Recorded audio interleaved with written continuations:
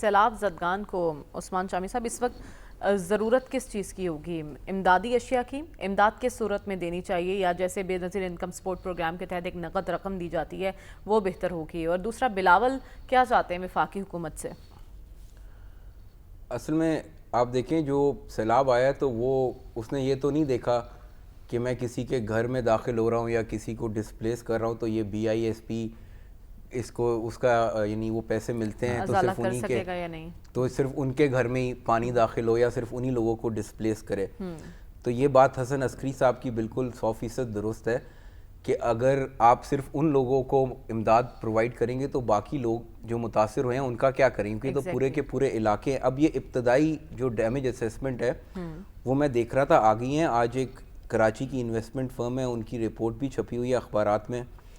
تو وہ کہتے ہیں تقریباً $1.5 ارب کا نقصان جو ہے وہ متوقع ہے،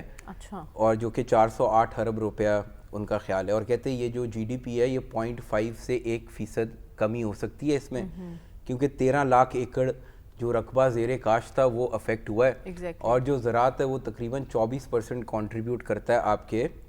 مجموعی پیداوار میں ملک کی جو ہے۔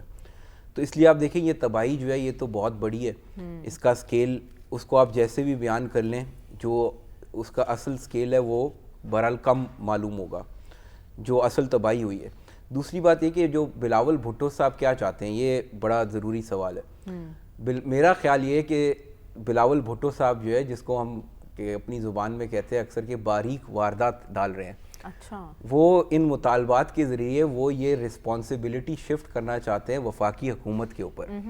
کہ سیلاب متاثرین کی ٹیک کیئر کرنا، ان کی بحالی، اور یہ سارا یہ وفاقی حکومت کا کام ہے۔ حالانکہ آپ دیکھیں اسی شو میں ہم کئی ہفتے سے یہ بات ڈسکس کر رہے ہیں کہ سارے جو وسائل ہیں ان کے اوپر صوبے قابض ہو چکے ہیں۔ جو وفاقی حکومت ہے اس کے پاس تو اپنے لوگوں کی تنخواہیں دینے کے پیسے نہیں ہیں، جو آپ کے ملک میں تنخواہیں دیتے ہیں سرکاری افسروں کو یہ بھی قرض لے کے دی جاتی ہیں، یعنی یہ وفاقی حکومت کی حقیقت ہے۔ تو اصل میں بات یہ کہ جو سارے جو وسائل ہیں ان پر قابض ہیں صوبے۔ وفاقی حکومت کا جو ترقیاتی بجٹ ہے وہ میرے خیال میں کوئی 1100-1200 ارب روپیہ ہے، سندھ کا 800 ارب ہے اور پنجاب کا 1200 ارب ہے، اور آپ سارے صوبوں کا ملا لیں تو کوئی 3500 ارب سے اوپر بنتا ہے۔ تو پیسے تو سارے صوبوں کے پاس ہیں، تو یہ کس طرح سے یہ بات کہہ رہے ہیں اور کہ وفاق کی طرف دیکھ رہے ہیں کہ وہ کرے۔ پھر آپ دیکھیں BISP جو ہے ایک تو اس میں محدود لوگ ہیں جن کو امداد دی جاتی ہے، دوسرا یہ کوئی فکس ڈپازٹ تو نہیں ہے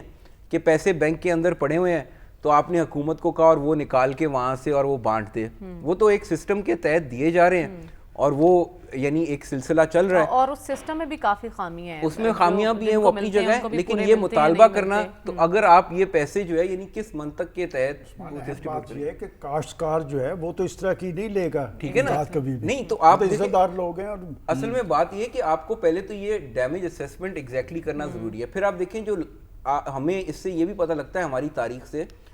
کہ ہمیں امداد مانگنے کا شوق ہے صرف، یعنی اب آپ جیسے یہ 2022 کی بات ہوئی تو آدھی سے زیادہ رقم جو کمٹ ہوئی وہ تو ہم استعمال ہی نہیں کر سکے یا لے ہی نہیں سکے لوگوں سے، کیونکہ ہم منصوبے ہی نہیں بنا کے دے سکے کہ ہم نے فلاں جگہ خرچ کرنا ہے، فلاں منصوبہ لگانا ہے۔ تو اس لیے یہ بھی بڑی اہم بات ہے، اور میرے خیال میں یہ اچھی بات ہے کہ ہمیں ایسے ہی اپنے آپ کو آپ کہیں نا کہ خود ہی ہر وقت کشکول لے کے پھرتے رہے، اس کی بجائے ہم نے کوشش یہ کر رہے ہیں کہ ہم اپنے وسائل سے جو ہے وہ لوگوں کی ٹیک کیئر کریں، اور اگر کوئی آ جائے امداد کو تو اچھی بات ہے۔ اٹھا رہے ہیں، آپ کو لگتا ہے وفاقی حکومت پریشر لے گی بلاول؟ وفاقی حکومت کو یہ پریشر نہیں لینا چاہیے، کیونکہ وفاقی حکومت کے پاس کچھ ہے ہی نہیں ان کو دینے کے لیے۔ وفاق ابھی آپ دیکھیں ہم پچھلے ہفتے اس پروگرام میں یہ بات کر رہے تھے کہ صوبوں سے کیسے کچھ حصہ لے کے وفاقی حکومت کو دیا جائے تاکہ وہ اپنا خرچ چلا سکے۔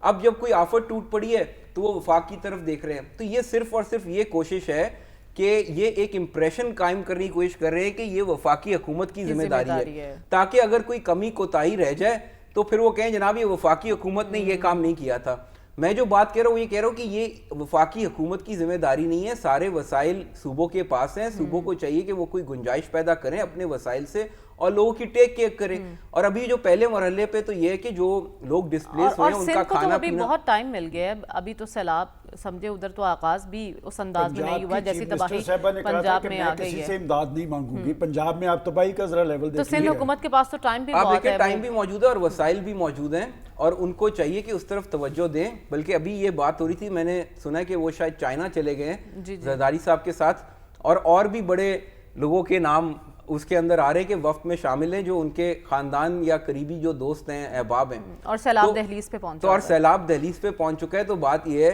इससे एक और बात हमें ये भी पता लगती है कि हमारे सियासतदानों को जो है वो तनकीद से अब कोई फर्क नहीं पड़ता, वो तनकीद प्रूफ हो चुके हुए हैं। और वो जो हमारे पंजाब में ये काम 1 महीना पहले हुआ था, अब वो सिंध में वही काम हो रहा है। हालांकि इतनी लोगों ने तनकीद की कि ये इजाफी लोग क्यों गए हैं, फिर ये कि यहाँ पे सैलाब आया हुआ है, और ये तो इससे ये वाजे होता है कि जो हमारे सियासतदान हैं वो कोई ख़ास कान नहीं धरते कि हमारे क्या जज्बात हैं या अवाम क्या सोच रहे हैं। उस्मान शामी साहब, आपकी नज़र में मुतासरीन के ज़ख्मों पर मरहम रखने की एक कोशिश है, लेकिन आपको नहीं लगता जल्दबाजी में ये ऐलान तो नहीं कर दिया गया? अभी वज़ीर आज़म कह रहे हैं कि IMF से मामला तय होने के बाद तफसीली पैकेज अनाउंस किया जाएगा। असल में आप देखें, आप इस वक्त IMF के प्रोग्राम के अंदर हैं, तो जो भी कोई जो आपके यानी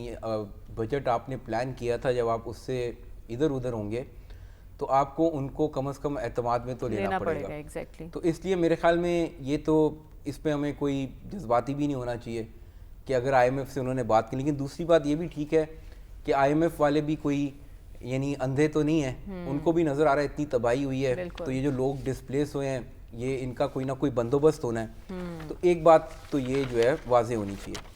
दूसरा ये कि मेरा इसमें थोड़ा सा इख्तलाफ ये है कि ये जो हुकूमत है जो बात करी है IMF से तो आपने बात करी है जब आपने बजट को छेड़ना है। तो मैंने अब जैसे पहले कहा था, ये हम यहाँ तक कि तनख्वाहें भी देते हैं कर्ज लेके जो है, यानी हुकूमत के पास अपने पैसे नहीं है हुकूमत को चलाने के लिए, तो ये अपने अखराजात हम कम करने की तरफ तवज्जो क्यों नहीं देते। अभी मैं देख रहा था पिछले चंद हफ्ते से शोर मचा हुआ है कि कोई SECP के और दीगर जो रेगुलेटर्स हैं इदारों के मुख्तलिफ हैं, इसमें शायद स्टेट बैंक भी हैं, कि वो वहाँ पे उन्होंने उनके बोर्ड बने हुए हैं और वो जो मराहत या सैलरी जब इंक्रीज़ होती है तो वो खुद ही मंजूर कर देते हैं। अच्छा। और इस तरह होते होते कहीं 30 लाख 40 लाख की मराहत हैं, कहीं पे डायरेक्टर्स की, गवर्नर्स की। और अभी वज़ीर आज़म किफ़ायत-शारी मुहिम की है, और ये किफ़ायत-शारी मुहिम अब आप दिलचस्प बात उसके अंदर ये है कि जब उसके ऊपर एतराज़ किया गया तो साइनेट की कायमा कमेटी को बताया गया कि जनाब ये अगर हुकूमत या फाइनेंस मिनिस्ट्री तनख्वाहें रेगुलेट करेगी तो इनकी इंडिपेंडेंस मुतासिर हो जाएगी। तो भाई आप कोई अपर लिमिट तो लगा सकते हैं। आप कर्जे के ऊपर हुकूमत चला रहे हैं और यानी जो प्रोटोकॉल और जो शाहाना तर्ज ज़िंदगी और तनख्वाहें हैं वो किस तरह जस्टिफाई करती हैं। तो आप कोई कट लगा दें, ये जो लोग इतनी इतनी तनख्वाहें ले रहे हैं इनकी कोई तनख्वाहों का 10% 20% उसके अंदर दें, कुछ पैसे खुद भी रेज करें, कोई कौम के लिए भी मिसाल बने कि भाई ये इतना खर्चा हमने जो है बचाया हुकूमत चलाने से। तो ये एक अजीब सी बात है कि हम हर वक्त हमारी इतनी है कि किसी से मांग लो, IMF से बात कर लो, यहाँ से भैया आप अपना खर्चा कम करें, कुछ ना कुछ तो निकलेगा उसमें से। ये है ना, जब गरीब के लिए किसी रिलीफ का ऐलान होता है तो खूब ढोल धमाका बजा के वो ऐलान किया जाता है, लेकिन जब उम्रा की मुराद में इजाफा किया जाता है, तनख्वाहों में इजाफा किया जाता है, तो वो खामोशी से कर दिया जाता है।